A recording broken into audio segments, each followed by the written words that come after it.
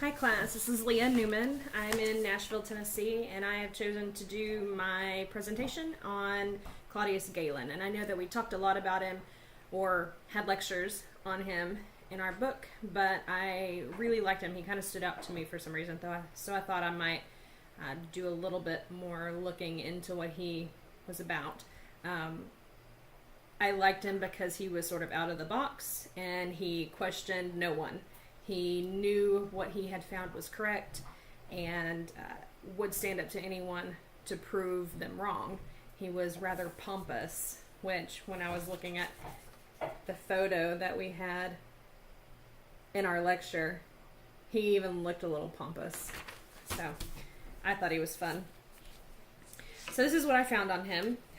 He was a Greek physician born in what is now known as Bergama, Turkey, in around 150 AD, but I saw a lot of things that were conflicting on his birth and death. Apparently there weren't a lot of records from back then.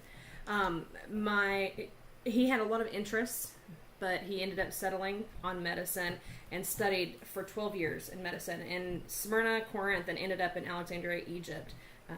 So ended up going from Alexandria to Rome, where he worked at a school for gladiators, and for several years he was there, and apparently his intelligence and knowledge was a threat to the Romans. They didn't appreciate a Greek being there and telling them that they were wrong, I guess, and they ran him out of the city, but later the emperor invited him back and gave him protection, and he was able to continue his work and experiments there. So he was known for dissecting animals, and particularly apes, and he used it to study anatomy, and he wrote up to about 20 volumes of work, though we do know that some of them got burned, so I don't know if that's all he had or if that is up to what he had. But 17 of those volumes were known as On the Usefulness of Parts of the Human Body. So the way he came to all this knowledge was from the experiments and the dissection. So what this crazy guy did was he took these dissections and almost used it as entertainment, and went out into the streets and did live dissections of animals. The animal was still alive. That's what I mean by live dissections. Not that he was just doing it in front of everyone, but literally the animals were alive. So excuse me, so these are just a few of the things that I came across that he did, but that ended up leading to a lot of knowledge about anatomy. So while a pig was alive, he would cut bundles of nerves at a time to find out how that affected the pig, what that did to the body. He cut a laryngeal nerve, which apparently he got named after him, known as the Galen nerve now, to show that it actually controlled the animal's sound. The pig stopped squealing when he cut this. I know the animal activists probably really love this guy. He severed the spinal cord to show that it paralyzed the animal, and demonstrated that arteries carried blood, which was a big deal because up to that point it was presumed that they carried air. So this is a big discovery. He believed in the creation of one creator, which lent Christians and Muslims to believe in his work. They trusted in his beliefs, and they were okay with what he was finding.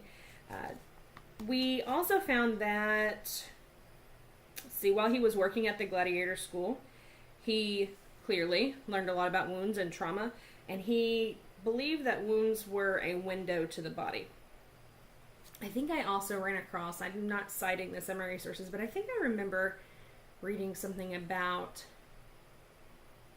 they created a perfume from the scrapings of the gladiators' sweat, and it was an aphrodisiac, which is kind of disgusting.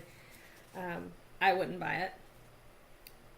He very wholeheartedly believed in the teaching of Hippocrates, and he placed a lot of his emphasis on those teachings, and particularly on observing the patients in order to determine what the symptoms were, to then determine how to treat it. And he relied a lot on, as we were learning in our lectures, the treatment of these symptoms with herbal and botanical remedies. He played such an integral role in the use of botanical medicine that the term Galenic is still used to this day, which is used to refer to drugs and medications that are produced with plant and animal ingredients. So many of his views and much of his research was accurate, but pretty much a lot of it was not. So his teachings were revered up to about the 16th century, and up to that point they were revered because everyone thought that everything had been studied already. So then some other people came along and realized there's probably other stuff to learn. So they came behind him, corrected some of the stuff that he had already said, supported some of the other things that he said, but his legend still lives on to this day.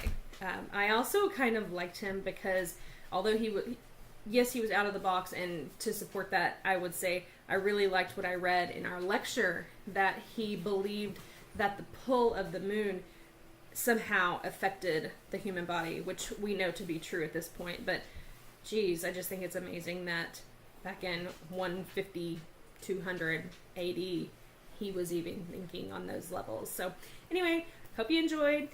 Have a great weekend. Bye.